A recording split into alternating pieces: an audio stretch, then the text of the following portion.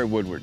Hey, for all of us that have been shooting a bow, you know, we all know that the Block Black is the toughest four-sided archery target on the market today. It comes in 4 different sizes and offers so many different options.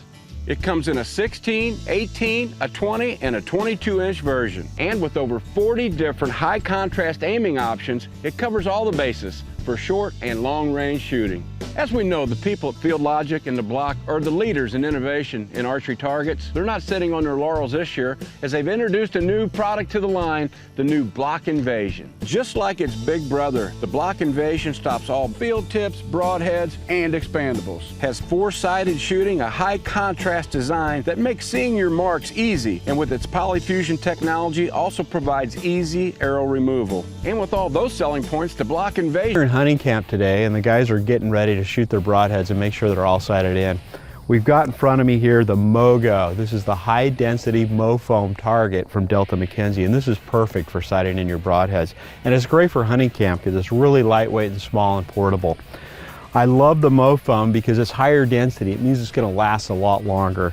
Also, what we do at Delta McKenzie is we have these welded layers. Most layered targets are loose. They're going to come apart really easy. At Delta McKenzie, we weld these targets together into a single piece, both inside and out. That means your target's going to last a lot longer. When those broadheads are going in and you're pulling them out, they stay together.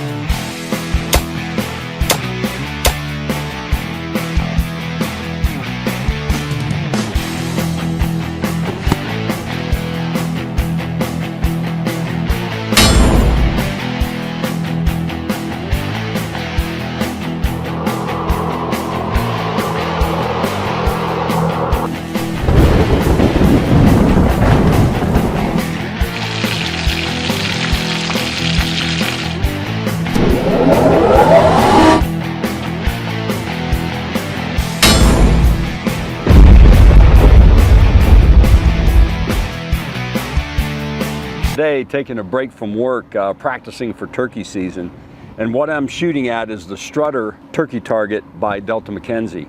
If you notice, I've got a stool out here, and I was shooting from a stool because a lot of times when you're shooting at turkeys, you're in a blind sitting down, so I want to practice that way.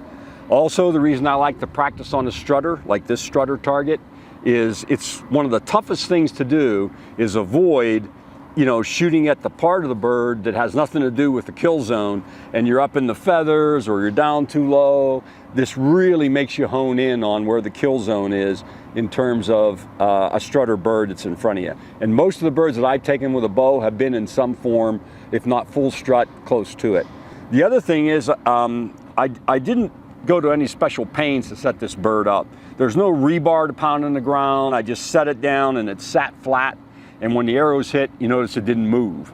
So some of the targets I've shot at, you have a separate tail piece that might jar loose, or the bird turns and twists whenever you hit it. So one of the things, you can practice the front on shot, you know, hitting the bird at the base of the beard or right below the wattles, you know, the broadside, and see where you're hitting. And the shot that I wish I had most times, and I don't get, is the strutter going away from you, where you shoot them up the vent. You can practice from all angles with this turkey. It's easy to set up. I also like the fact that he's slightly smaller than the birds I chase. And the reason for that is, if I can hit this, I certainly can hit the kill zone on that bigger strutter. So if you like the target and you want to try it, my stuff's just words. Try it for yourself. I think you'll be pretty pleased. Thanks for watching. Product buying link given in description.